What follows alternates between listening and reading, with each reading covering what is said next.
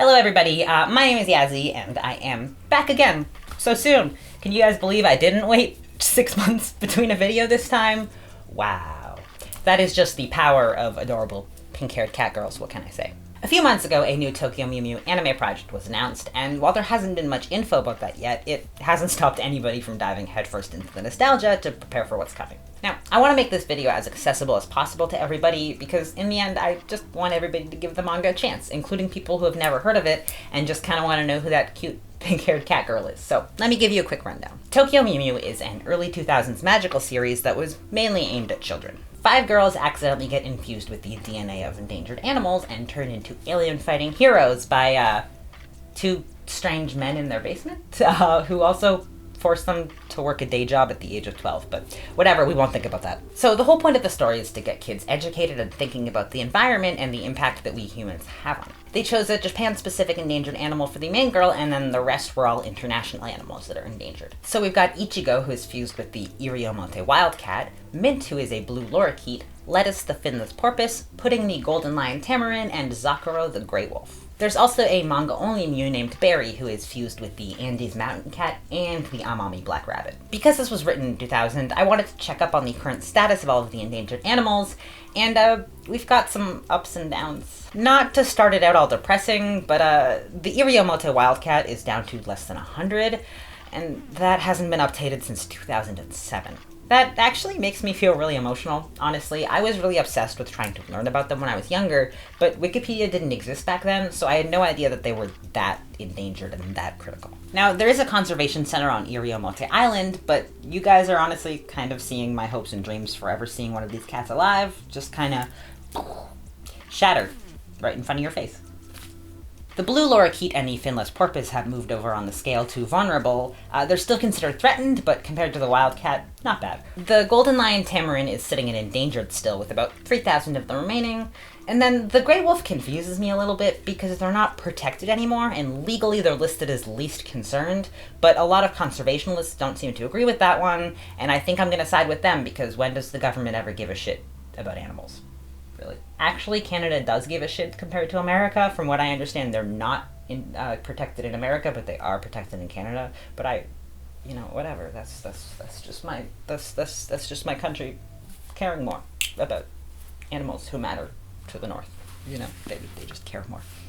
The Andes wildcat, which I have never seen a picture of before until literally right this second, and oh my God, they are so cute. They kind of look like they walked into a wall. Anyway, they're sitting in endangered along with the other half of Barry's DNA, the Amami rabbit, which isn't as cute as I was hoping for, but I'm still rooting for it. So the aliens, who are the villains of the series, are actually trying to punish the humans for selfishly destroying the Earth that used to belong to them and used to be so beautiful before we ruined it. They've even got an episode where the aliens complain about and explain greenhouse gases. Absurd. The excessive heat is due to holes in the ozone layer and global warming. The pollution caused by humans gathers in the atmosphere and creates a greenhouse effect, which traps the sun's heat. That's great! We've got to hurry up and destroy these people before they destroy the planet we're trying to steal from them.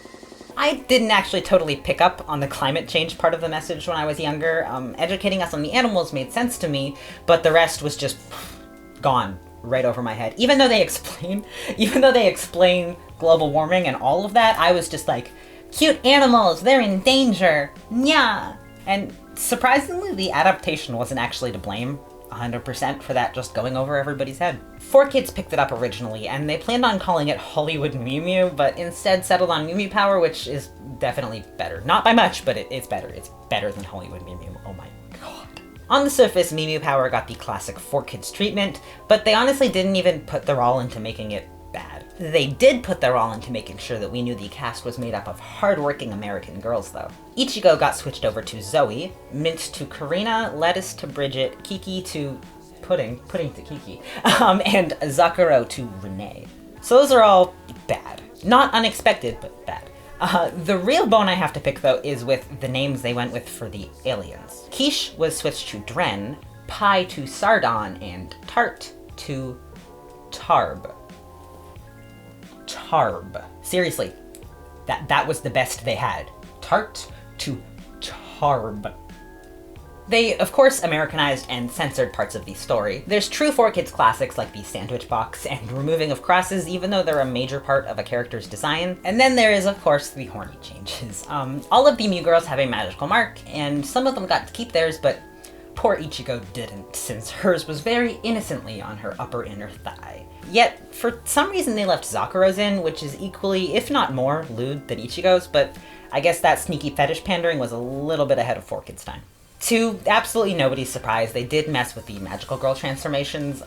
Lettuce didn't even get a solo transformation because they couldn't find a way to dehorny it. Whoa, what's that? Another jarring mid-video cut? Nah, you're just imagining it. I mentioned that they didn't really put their all into ruining it. For the first 8 or so episodes, there were some really big classic 4Kids hits. But after that, it started to take off and become one of their most popular series, so they had to take it a little more seriously, and that kinda ruined the fun. And you know what? They're not exactly protecting the copyright on Mew Mew Power right now, so let us fearlessly roll the clips. Silence! All of you! Are you trying to mock this show? Sir, remember your therapy. Think of a calm blue lake. Just what are you girls trying to do here? Monsieur Lapin is on medication and now you've upset him. It's called a waltz. Would either of you care to try? No way, Jose! Last time I did the Macarena, I sent 5 people to the emergency room.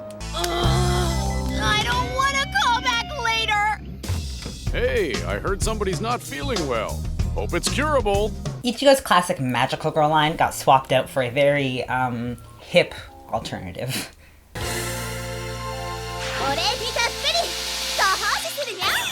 Mew Mew style, Mew Mew grace, Mew Mew power in your face. And absolutely zero hate on this one. Mew Mew Power received an absolute banger of an English OP, especially by 4Kids standards. Especially by 4Kids standards? I mean, even by 4Kids standards. That made it sound like 4Kids has bad opening. Whatever, you get what I'm trying to say. It was amazing. Team up, are you up for it? Put your hand in mine, it's a perfect fit.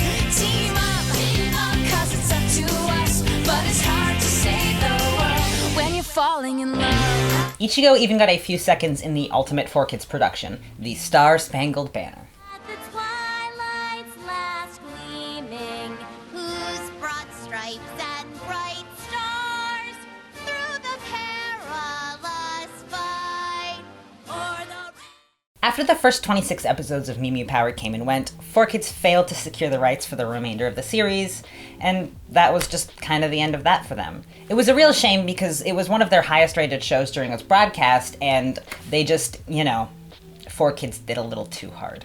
Mew Mew Power also never got an actual home release in North America. Australia and New Zealand got a whopping 10 episodes on DVD, and South Africa got the full run on DVD somehow, but that's it. The original Tokyo Mew Mew anime, after removing all of the 4Kids pizzazz, wasn't really that spectacular either, to be honest. Obviously, it was better than its American counterpart, but in the end, it was a series aimed at children, which meant it ended up poorly paced, and it was really mostly a focus on pushing the merchandise, which, by the way, worked in Japan. Tokyo Mew Mew was an absolute merchandise powerhouse. But as far as the anime went, it had some serious lows, especially with the animation. There were also some scenes, though, that really impressed me. Every once in a while, we'd get some dang smooth, although short-lived, fights. Though, unfortunately, most of them are in the second half, which 4Kids didn't get anyway, so Mew Mew Power never got anything to draw anybody in. The manga, in my opinion, is just as good as I remember it. It's no award-winning, heart-pounding masterpiece, but Miya Ikumi's adorable artwork is so memorable. She spent a solid year designing the Mews, and her pride in them shows.